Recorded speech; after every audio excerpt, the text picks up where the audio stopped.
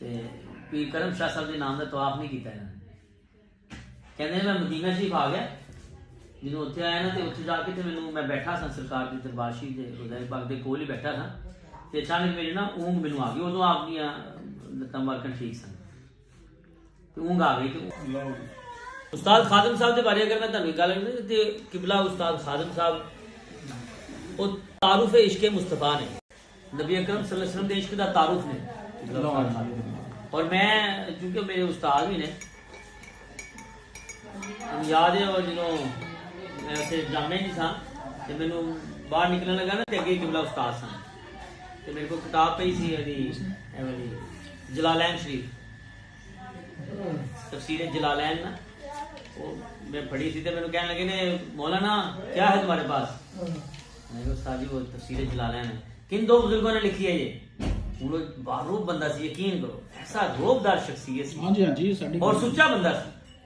सुच्चा बंदा। कहने लगे ये किसने लिखी है। मैं जी वो इमाम जलालुद्दीन महल्ली और इमाम जलालुद्दीन सयूती ने। कितना फर्क है इन दोनों की अरसे में,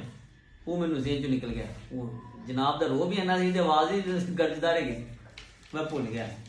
तो मैंने कहते ने मौलाना पढ़ते नहीं तुम, पढ़ा करो। वो इन्नी गल हुई ना तो आप गड्डी च बैठ गए, उठा दिता आप। मैं अगे बढ़ के सलाम करने लगा ना पहले ही, कोई सलाम नहीं, पढ़ा करो पहले कोई सलाम नहीं, पढ़ा करो। और फिर जो गड्डी बैठ के मैं अगे बढ़ के सलाम किया, मैं जरूर सलाम भी लेने, फिर पढ़ूंगा भी, याद भी करूंगा। कहते अच्छा चलो ठीक है। बहुत प्यारा लगा, नहीं बहुत खूब आदमी, खूबसूरत। और उन्होंने खूबी असल चाहिए उस्ताद खादम साहब की कि आपने अपनी जात को मद्देनजर नहीं रखा, अपनी जात को मद्देनजर रखा, सरकार सल्लल्लाहु अलैहि वसल्लम की जात शान को मद्देनजर रखा। और हमेशा उन्होंने चाहत ही यही रही कि गल किसी भी तरफों में ना, जिस तरह फैज ने लिखा है ना कि कफस उदास है यारो सबा से कुछ तो कहो, कहीं से बहरे खुदा जिक्र यार चले। बस आज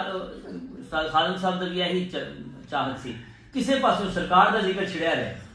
और तुसी उन्होंने तकरीरां दे अंदर खूबी अगर तुसी देखो ना,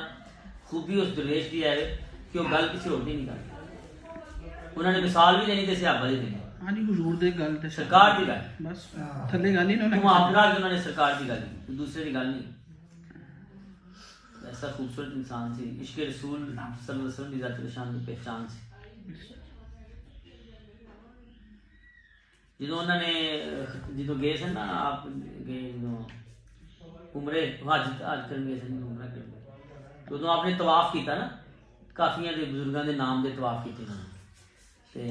पीर करम शाह साहब के नाम का तवाफ नहीं किया इन्होंने। कहते मैं मदीना शरीफ आ गया, जो उत्थे आया ना तो उत्थे जाके तो मैं बैठा सा सरकार की दरबारशी के हुज़ैर पाक के कोल ही बैठा था तो अचानक मेरी ना ऊँघ मैनू आ गई। उदों आपनियां लत्तां मारकन ठीक सन तो ऊँघ आ गई। तो ऊँघ जो आई ना तो कहते ना पीर साहब मिल गए, तो पीर साहब कहने लगे मौलाना हमने भी दीन का काम किया है,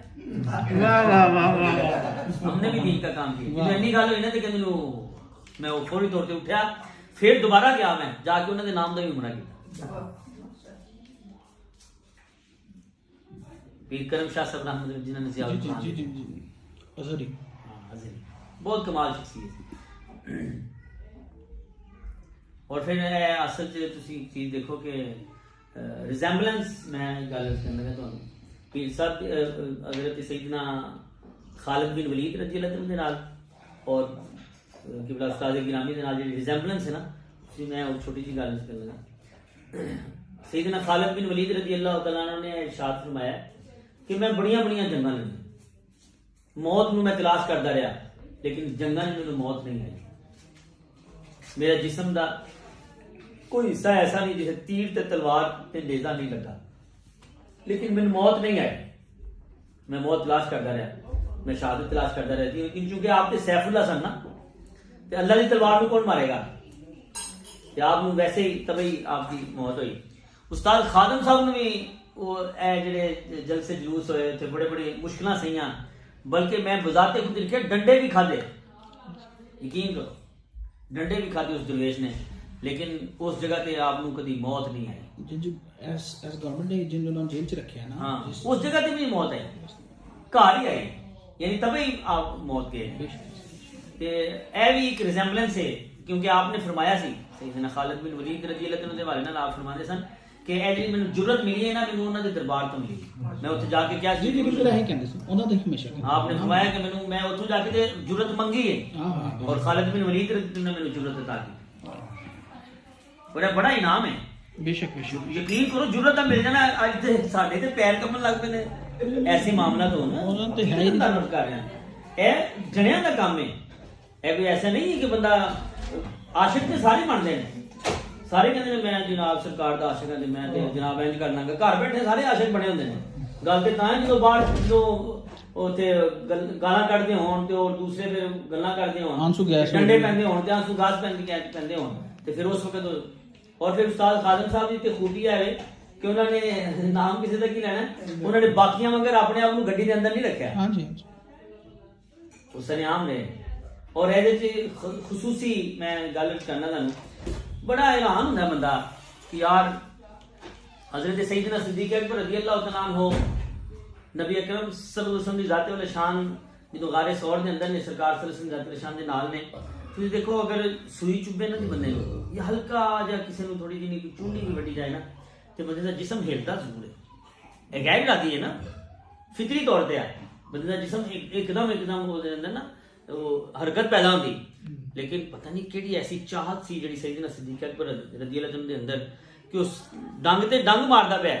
ਉਹ ਜਿਹੜਾ ਜ਼ਹਿਰੀਲਾ ਜਾਨਵਰ ਹੈ ਸੱਪ ਜਿਹੜਾ ਡੰਗ ਤੇ ਡੰਗ ਮਾਰ ਰਿਹਾ ਹੈ ਲੇਕਿਨ ਆਪ ਦੇ ਜਿਸਮ 'ਚ ਹਰਕਤ ਤੱਕ ਨਹੀਂ ਆਈ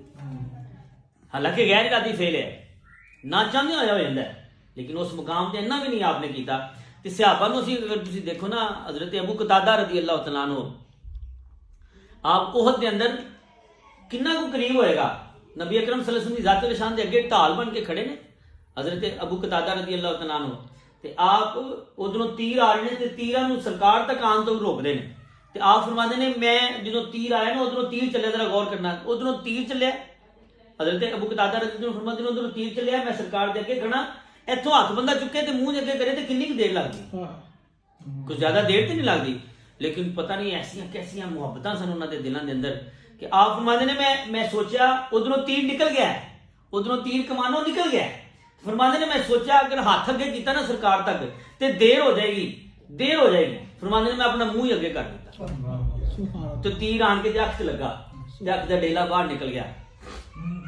और उस वक्त किसी ने क्या कि अबू कतादा और जिदी खातर तू खिदमत करना सन ओदे कोल ही चला जा जिदी मोहब्बत है डेला बाहर निकले तो ओदे कोल ही चला जा ते आप सरकार दी बारगाह चाहे ते सरकार ने जवाब विधान शरीफ लगा के तो अख नूं ठीक कर दिता ते असल मैं करना चाह रहा था कि तुसी देखो कैसी मोहब्बत है ए बगैर मोहब्बत तो काम नहीं बनता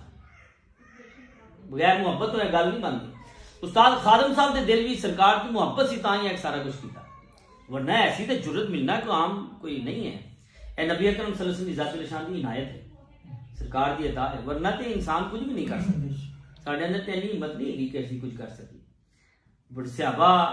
बड़िया तलवारां भी खादियां ते बड़े बड़े मामलात किए लेकिन सरकार सल्लल्लाहु अलैहि वसल्लम की ज़ात शान की खातर अपने आप को कुर्बान कर दिया ते असल चीज़ भी है ही ना कि सरकार की खातर अपने आप को कुर्बान करना और तो है ही कुछ नहीं ते पीर करम शाह साहब के नाम का तवाफ नहीं किया इन्होंने कहते मैं मदीना शरीफ आ गया जो उत्थे आया ना तो उत्थे जाके तो मैनू मैं बैठा सा सरकार की दरबारशी के रोज़ा पाक के कोल ही बैठा था तो अचानक मेरी ना ऊँग मैनू आ गई उदों आपनियां लत्तां वर्कन ठीक सन तो ऊँग आ गई तो उस्ताद खादिम साहब के बारे अगर मैं तुहानूं गल करां ते किबला उस्ताद खादिम साहब वो तारुफ इश्क मुस्तफा ने नबी अकरम सल्लल्लाहु अलैहि वसल्लम के इश्क का तारुफ ने और मैं चूंकि मेरे उस्ताद भी ने याद है और जो मैं उत्थे जामे नहीं था तो मैनू बाहर निकलने लगा ना तो अगे किबला उस्ताद सन तो मेरे को किताब पई सी जलालैन शरीफ तफसीर जलालैन ना वो मैं पढ़ी थी तो मैनू कहने लगे ने मौलाना क्या है तुम्हारे पास मैंने कहा उस्ताद जी वो तफसीर जलालैन है किन दो बुजुर्गों ने लिखी है ये वो बारूद बंदा सी यकीन करो ऐसा रोबदार शख्सियत सी हाँ जी साडी और सुच्चा बंदा सी सुच्चा बंदा कहने लगे ये किसने लिखी है मैं कहा जी वो इमाम जलालुद्दीन महल्ली और इमाम जलालुद्दीन सयूती ने कितना फर्क है इन दोनों की अरसे में वो मैनू ज़हन चो निकल गया वो जनाब दा रो भी है ना सी ते आवाज़ ही गर्जदा रह गई मैं भुल गया तो मैंने कहते ने मौलाना पढ़ते नहीं तुम, पढ़ा करो। वो इन्नी गल हुई ना तो आप गड्डी च बैठ गए, उठा दिता आपको। मैं अगे बाद के सलाम करने लगा ना, पहले ही कहने कोई सलाम नहीं, पढ़ा करो पहले कोई सलाम नहीं, पढ़ा करो। और फिर जो गड्डी च बैठ के मैं अगे बाद के सलाम की, तो मैं जरूर सलाम भी लेने, फिर पढ़ूंगा भी, याद भी करूंगा। कहते अच्छा चलो ठीक है। बहुत प्यारा लगा, नहीं बहुत खूब आदमी सन, खूबसूरत से। और उन्होंने खूबी असल च यही है उस्ताद खालिद साहब की, कि आपने अपनी जात को मद्देनजर नहीं रखा, अपनी जात को मद्देनजर नहीं रखा, सरकार सल्लल्लाहु अलैहि वसल्लम जात शान को मद्देनजर रखा। बेशक। और हमेशा उन्होंने चाहत ही यही रही कि गल किसी भी तरफों में ना, जिस तरह फैज ने लिखा है ना कि कफस उदास है यारो सबा से कुछ तो कहो, कहीं से बहरे खुदा जिक्र यार चले। बेशक। बस आज उस्ताद खालिद साहब दी यही चाहत सी, किसी पासों सरकार का जिक्र छिड़िया रहे। और तुसी उन्होंने तकरीरां दे अंदर खूबी अगर तुसी देखो ना, खूबी उस दरवेश की है कि वो गल किसी होर दी नहीं करते। उन्होंने मिसाल भी देनी ते सहाबा दी देनी, हाँ जी हुजूर दे गल ते सरकार की गल, बस थल्ले गल ही ना मुहावरा कि उन्होंने सरकार की गल की, दूसरे की गल नहीं। ऐसा खूबसूरत इंसान से इश्क रसूल सल्लल्लाहु अलैहि वसल्लम की जात शान की पहचान से। जो उन्होंने जो गए थे ना, आप गए जो उमरे हज करन गए थे, उमरा करन, तो उदों आपने तवाफ किया ना, काफियां दे बुजुर्गों के नाम दे तवाफ किए उन्होंने, ते पीर करम शाह साहब के नाम का तवाफ नहीं किया इन्होंने। कहते मैं मदीना शरीफ आ गया, जो उत्थे आया ना, तो उत्थे जाके तो मैनू मैं बैठा सा सरकार की दरबारशी के उदय पाक के कोल ही बैठा था, तो अचानक मेरी ना ऊँग मैनू आ गई। उदों आपनियां लत्तां बारकन ठीक सन, तो ऊँग आ गई। तो ऊँग जो आई ना, तो कहते ना पीर साहब मिल पे, तो पीर साहब कहने लगे मौलाना हमने भी दीन का काम किया है, वाह वाह वाह वाह, हमने भी दीन का काम किया। जो इन्नी गल हुई ना, तो कहते मैनू मैं वो फौरी तौर पर उठा, फिर दोबारा गया, मैं जाके उन्होंने नाम का भी उमरा किया। पीर करम शाह साहब रहमत जिन्होंने जी जी जी जी जी अजहरी, बहुत कमाल शख्सियत। और फिर असल च तुसी चीज देखो कि रिजेंबलेंस मैं गल करना लगा तुहानू, पीर साहब हज़रत सैयदना खालिद बिन वलीद रज़ी अल्लाह तआला दे नाल और किबला उस्ताद गिरामी दे नाल जिहड़ी रिजेंबलेंस है ना, उसी मैं एक छोटी सी गल करना लगा। सैयदना खालिद बिन वलीद रज़ी अल्लाह तआला अन्हु ने इरशाद फरमाया कि मैं बड़ियां बड़ियां जंगां लड़ियां, मौत नूं मैं तलाश करता रहा, लेकिन जंगां ने मैनूं मौत नहीं आई। मेरा जिस्म दा कोई हिस्सा ऐसा नहीं जिसे तीर ते तलवार ते नेज़ा नहीं लगा, लेकिन मैनूं मौत नहीं आई। मैं मौत तलाश करता रहा, मैं शहादत तलाश करता रहती, लेकिन चूंकि आप ते सैफुल्लाह सन ना, ते अल्लाह की तलवार नूं कौन मारेगा, ते आप नूं वैसे ही तभी आपकी मौत हुई। उस्ताद खादिम साहब ने भी वो जेडे जलसे जुलूस होए थे, बड़े बड़े मुश्किलां सहियां, बल्कि मैं बजाते खुद लिखे डंडे भी खादे, यकीन करो डंडे भी खादे उस दरवेश ने, लेकिन उस जगह ते आप नूं कदी मौत नहीं आई। जिन जो एस गवर्नमेंट ने जिन जो जेल च रखे ना, हाँ उस जगह ते भी मौत आई, घर ही आई, यानी तभी आप मौत गए। ते ए भी एक रिजेंबलेंस है, क्योंकि आपने फरमाया सी सैयदना खालिद बिन वलीद रज़ी अल्लाह तआला दे हवाले नाल आप फरमाते सन कि ए जी मैनूं जुर्रत मिली है ना, मैनूं उन्हां दे दरबार तो मिली, मैं उत्थे जाके क्या जी जी बिल्कुल यही कहंदे सी, उन्हां दा हमेशा आपने फरमाया कि मैनूं मैं उत्थों जाके ते जुर्रत मंगी है, हां हां, और खालिद बिन वलीद रज़ी अल्लाह ने मैनूं जुर्रत अता की। बड़ा इनाम है, बेशक बेशक। यकीन करो जुर्रत दा मिल जाना, अज ते साडे ते पैर कंबन लग पे ने, ऐसे मामला तो ना उन्हां ते है ही नहीं। तारुफ कर रहे हैं, ए जणियां दा काम है,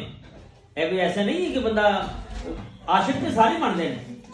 सारे कहते हैं मैं जनाब सरकार दा आशिक हां, मैं ते जनाब इंज करना, घर बैठे सारे आशिक बने होंदे ने। गल ते तां जो बाहर जो उत्थे गालां कढदे होण ते और दूसरे फिर गल्लां करदे होण, आंसू गैस डंडे पैंदे होण ते आंसू गैस पैंदे होण, ते फिर उस वक्त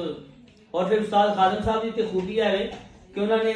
नाम किसी का की लेना, उन्होंने बाकियां मगर अपने आप को गड्डी के अंदर नहीं रखा, हां जी हां जी, वो सरेआम रहे। और ये खसूसी मैं गल करना तुहानू, बड़ा हैरान होंदा बंदा कि यार हजरत सैयदना सिद्दीक अकबर रज़ी अल्लाह तआला अन्हु नबी अकरम सल्लल्लाहु अलैहि वसल्लम दी जात वाले शान जो गारे सौर दे अंदर ने, सरकार सल्लल्लाहु अलैहि वसल्लम दी जात वाले शान दे नाल ने। तुसीं देखो अगर सूई चुभे ना बंदे नूं, या हल्का ਜਾਂ ਕਿਸੇ ਨੂੰ थोड़ी ਜਿਹੀ चूंडी भी वड्डी जाए ना, तो बंदे का जिस्म हिलदा जरूर है, ਇਹ ਗੈਰ ਇਰਾਦੀ ਹੈ ਨਾ,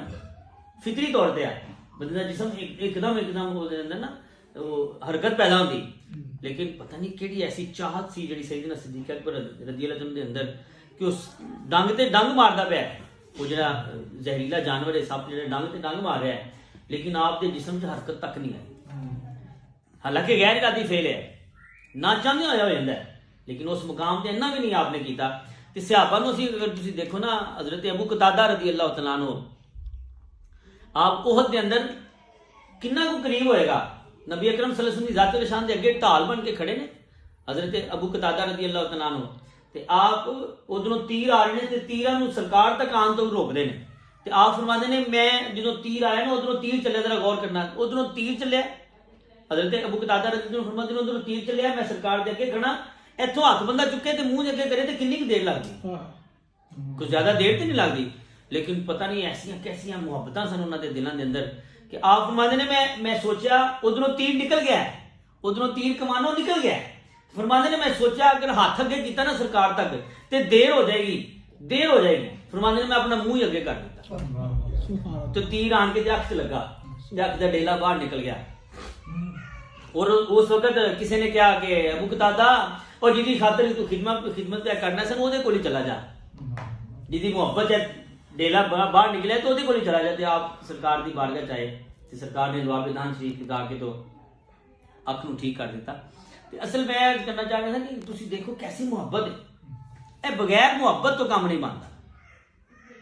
बगैर मुहब्बत तो गल नहीं बनती। उस्ताद खादम साहब के दिल भी सरकार की मुहब्बत सी तां ही सारा कुछ किया, वरना ऐसी तो जुर्रत मिलना कोई आम कोई नहीं है। यह नबी अकरम सल्लल्लाहु अलैहि वसल्लम की ज़ात-ए शान की इनायत है, सरकार की अता है, वरना तो इंसान कुछ भी नहीं कर सकता। साढ़े अंदर तो इन्नी हिम्मत नहीं है कि असीं कुछ कर सकी। बड़े सहाबा बड़ियां बड़ियां